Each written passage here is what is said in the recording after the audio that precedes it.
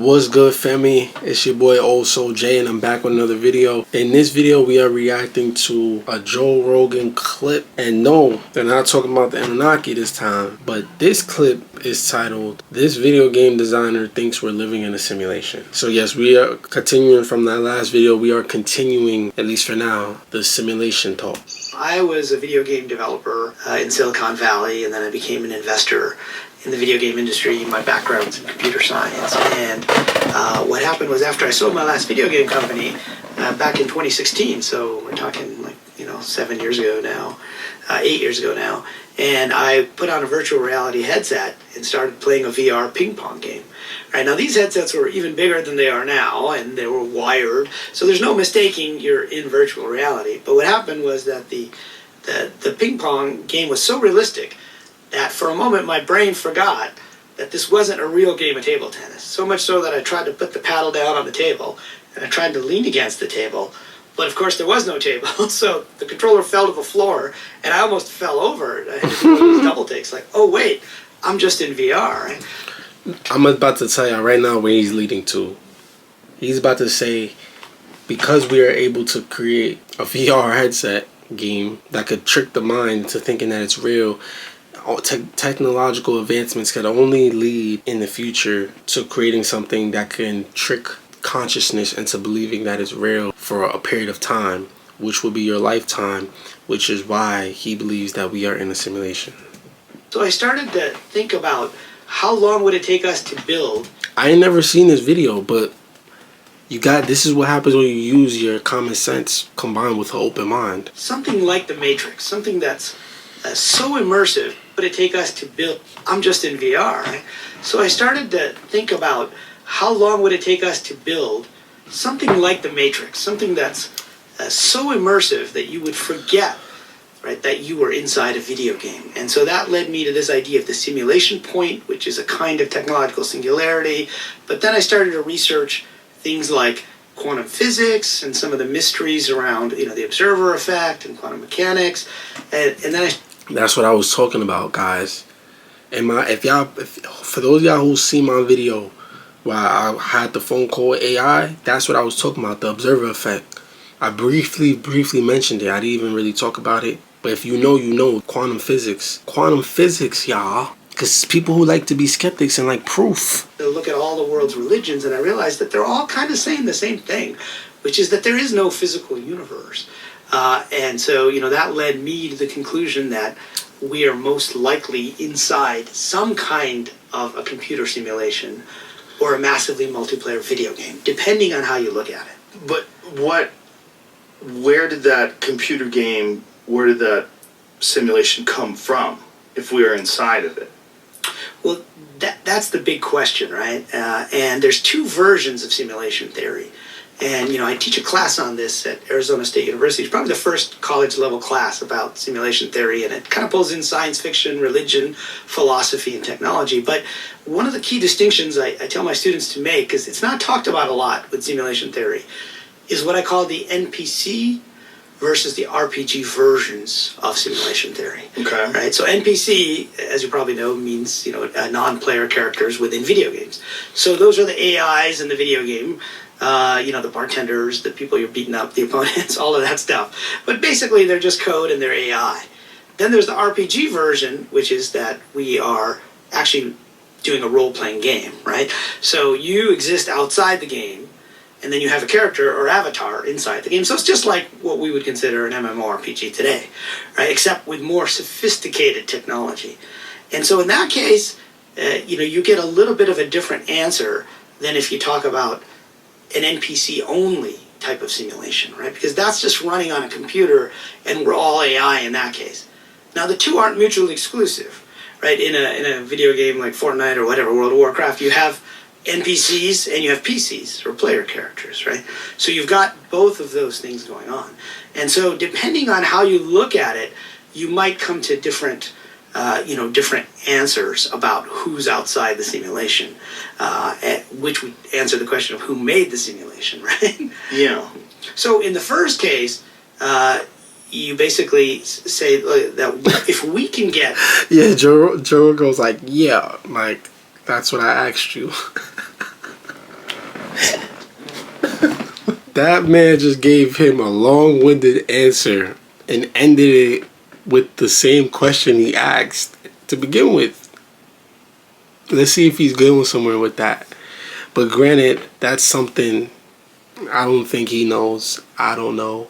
I was going to say that nobody knows, but I don't even know if nobody knows that, right? Like I said, I know there's a God. I know there's a creator. I know there's a higher, there's higher power. But I definitely know that in between God and us, there are other beings. I just don't know who those beings are. Specifically, I have theories. I've heard things. I've seen some things. But who exactly may have created the simulation? We shall see, family. We shall see. Point where we can build these simulations, what I call the simulation point. Your higher self did, really. Let me let them talk. So I call that a kind of technological singularity. Now, we've heard the term singularity mostly because of like AI and super intelligent AI, right? And AI is going to take over the world. But the guy who defined the term was actually a computer scientist who became a science fiction writer named Vernor Vinge. In fact, he just passed away like a month ago or something. He was a real pioneer in like science fiction and the cyberpunk kind of subgenre or so.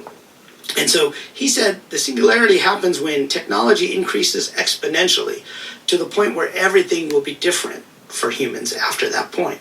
Now, he gave like 4 different ways we could reach the singularity. Most of us talk about only one, which is AI starts to become super intelligent and it grows exponentially and everything will be different. But I think this idea of the simulation point where we can create simulations that are indistinguishable from reality.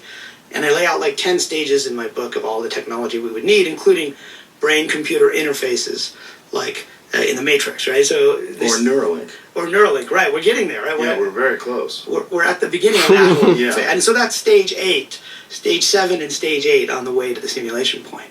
And, being able to read, but also then being able to write memories as well. And then so the definition of the simulation point is being able to create a virtual reality that is indistinguishable from physical reality with AI characters that are indistinguishable from biological characters. So, you wouldn't be able to tell you're talking to an NPC, basically. Right. We're getting closer to that already, right? Yes. Yeah, I mean, there's like companies out there doing smart NPCs now inside video games. Right, but what would be the difference between looking at what is possible in the future and making either a hypothesis or suggesting that has already taken place? Right, so that's kind of the leap, right, that you need to make, which is to say that if we can do it, now let's imagine a civilization that was 1,000,000 years ahead of us, 1,000 years ahead of us. Yeah. Even 200 years ahead of us, right? But certainly 1,000 years ahead of us. That's what I said.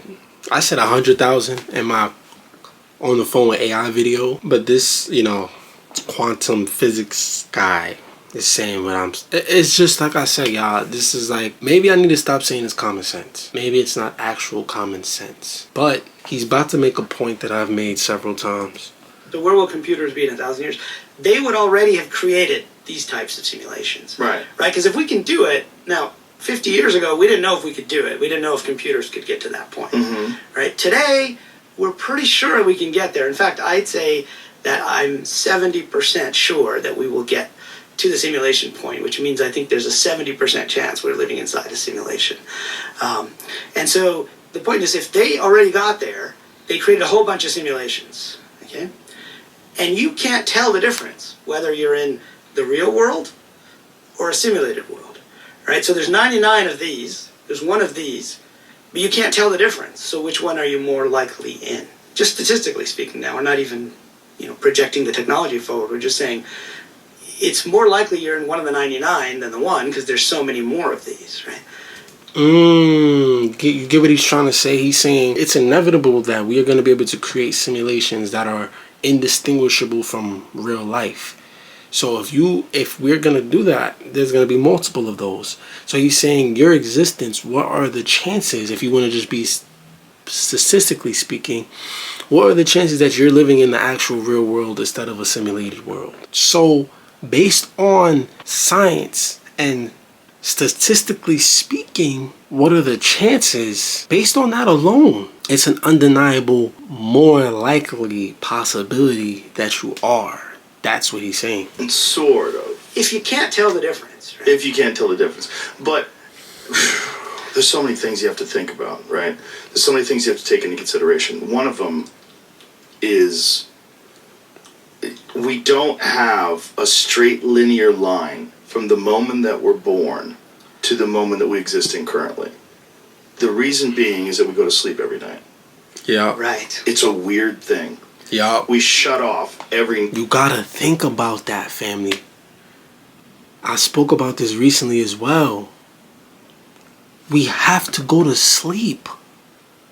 Really think about that. We just accept it because that's what everybody does. That's reality.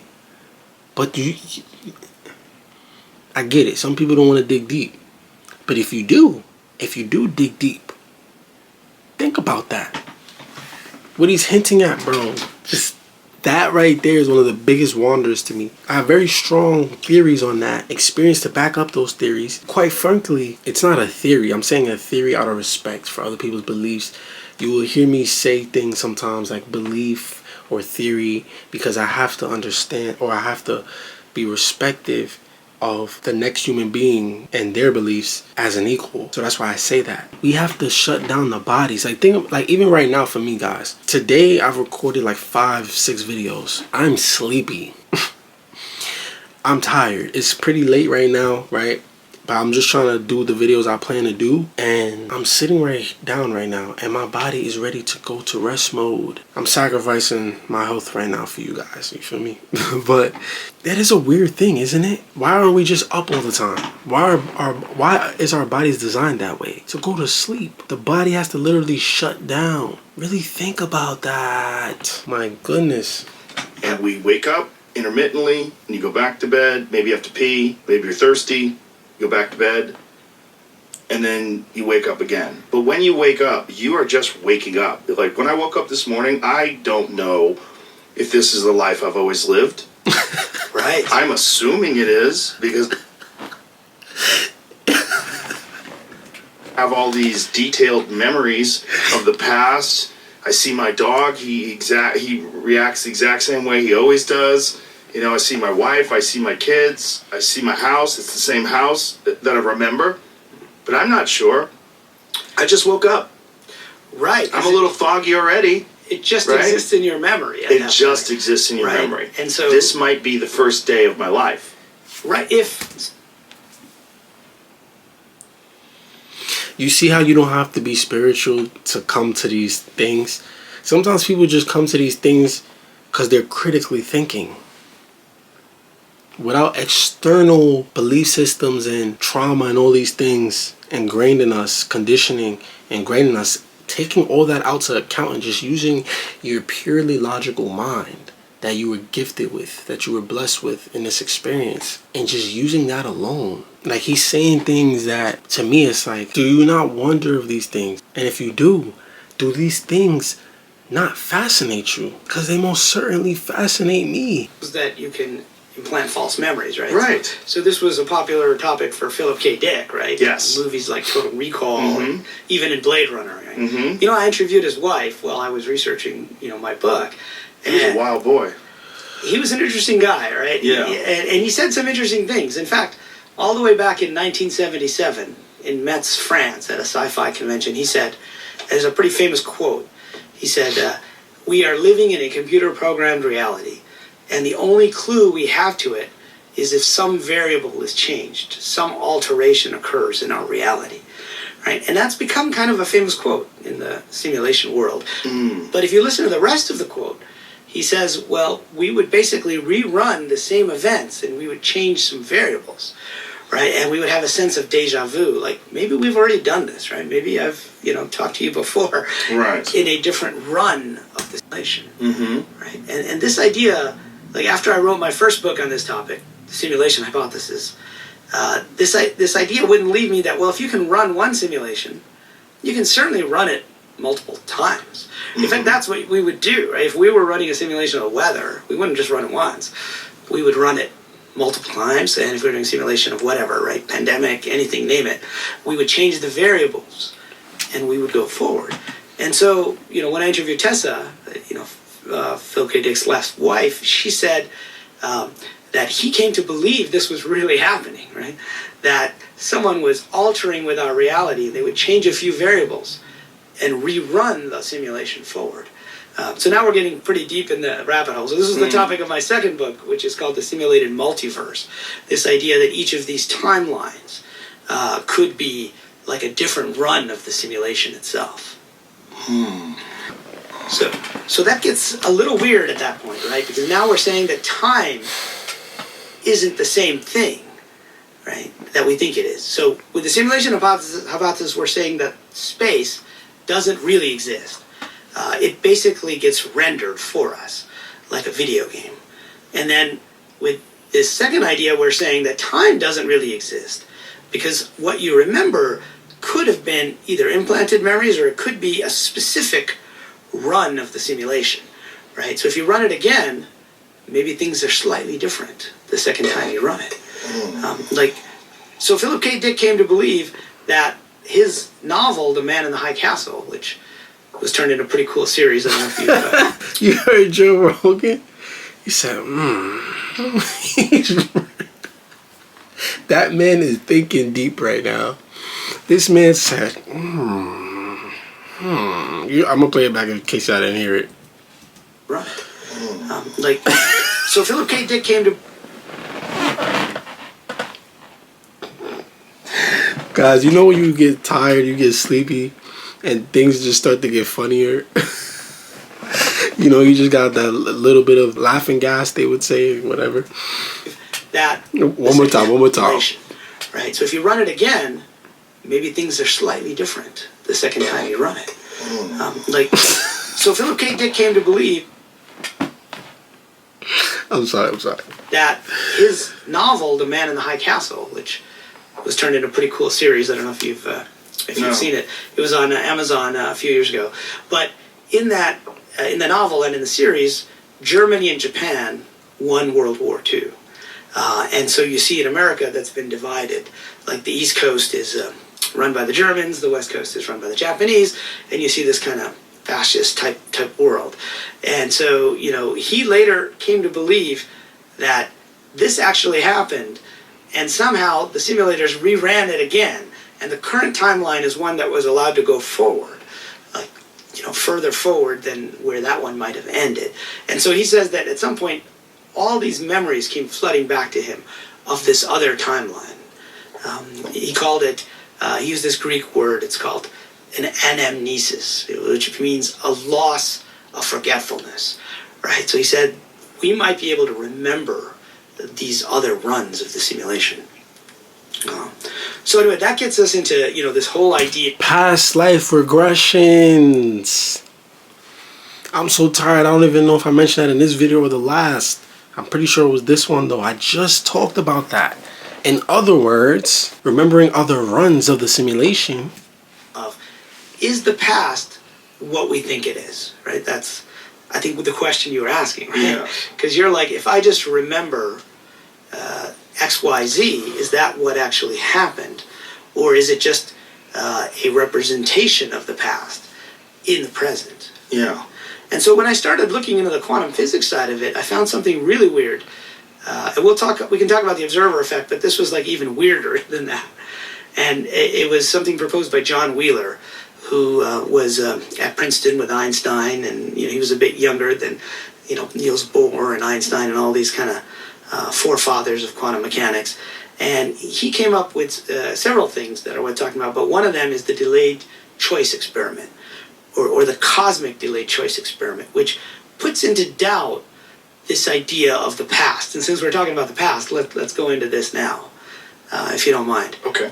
So imagine there's something like a quasar, and that's 1 billion light years away from us, right? And the light is coming from that quasar to here, so it's going to take 1 billion years to get here, because it's 1 billion light years away. And then suppose there's something in the middle, like a black hole that's in the middle, or a galaxy, something that's very gravitationally big. And so suppose the light has to go to the left or to the right of that object. And suppose that object is like 1 million light years away from us. So it's a lot closer, but it's still a million light years away. So the decision about when the light goes to the left or to the right would have to be made when, right? It would have to be made in the past, about a million years ago, because it takes light from that, let's say it's a black hole. It's a million light years away, so it takes a million years for the light to reach Earth. And we can measure whether it went to the left or to the right. Well, it turns out that decision is in the past, as we think of it, but what the delayed choice experiment tells us is that that decision is made now when we measure that light. When the little telescopes, suppose we have two telescopes, one picks up on the left, one picks up on the right, and it's when we do the measurement, and until we do that measurement, both of those possibilities still exist. Wow. So we have these two possible pasts. A million years ago, right? The light went to the left or to the right. But which one happened isn't decided until the measurement is done today. Wow.